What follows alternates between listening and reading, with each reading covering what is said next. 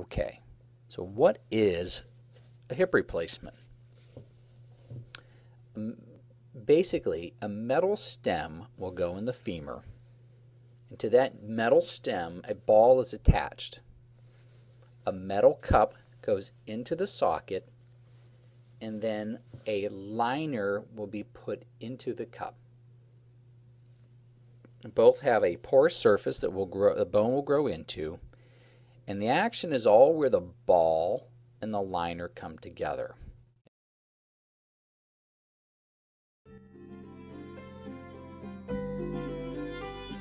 To begin the surgery, your physician will make an incision in the skin over your hip joint, cutting through the skin, soft tissue, and muscle to access the hip. Once the hip is reached, the ball is dislocated from the socket and removed from the end of the femur with a saw. The socket, or acetabulum, is exposed. After measuring the size of the socket to guide accurate selection, the appropriate reamer, a cheese grater type device, is used to create a perfect hemispherical bone socket that matches the external shape of the acetabular cup. The cup is carefully positioned in the bony socket.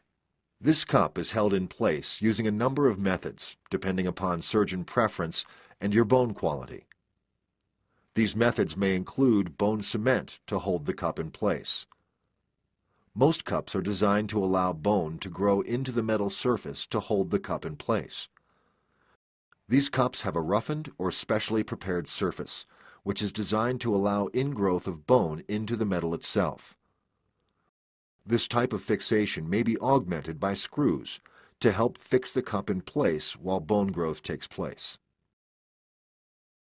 The inside of the femur, or thigh bone, is then cleared with various types of devices, and a prosthesis is placed into the femur. A trial ball is placed on the top of the femoral stem, and a plastic insert is placed into the cup.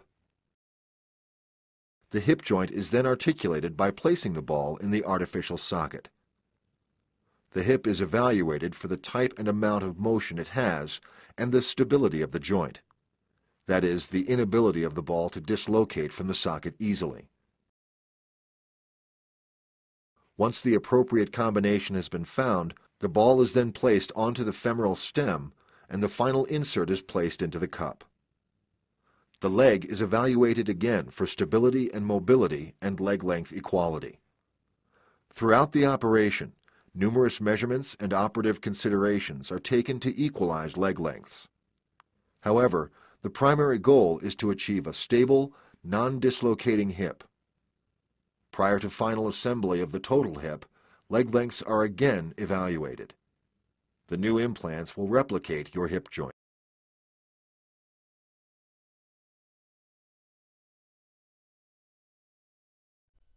Identify the tip of the greater trochanter and the superior anterior iliac crest.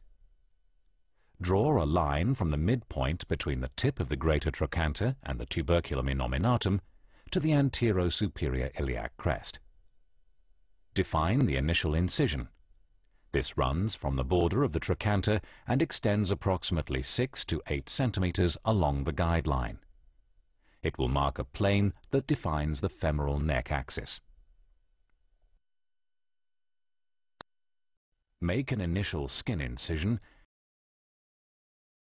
and then divide the fatty layer in line with the incision.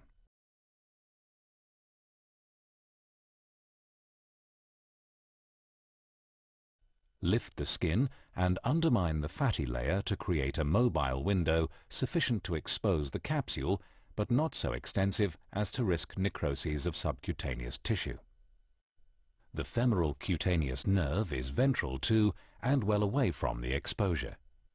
With the fascia exposed, palpate the underlying plane between the tensor fascia lata and the iliotibial band. It is here that the fascia is of sufficient thickness to allow closure at the end of the procedure.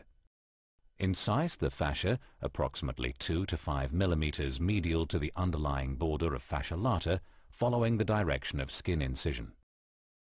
Use scissors and blunt dissection to separate the tensor fascia lata ventrally from the fascia, following the plane of incision down to the capsule of the femoral neck.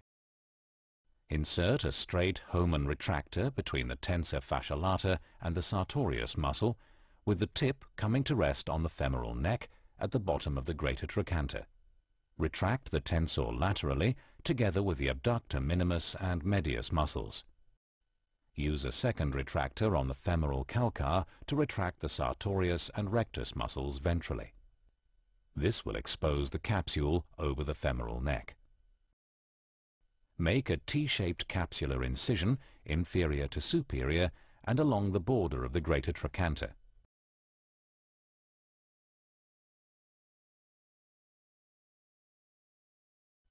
Lift the capsule away from the bone, using a rasp if necessary.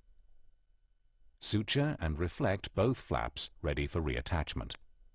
Use a long, narrow saw blade to resect the femoral neck in 2 osteotomy lines along the capsule without luxating the hip.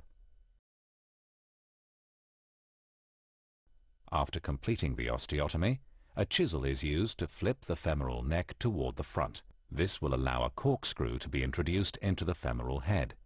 Follow the central axis of the femoral neck into the head, not into the neck.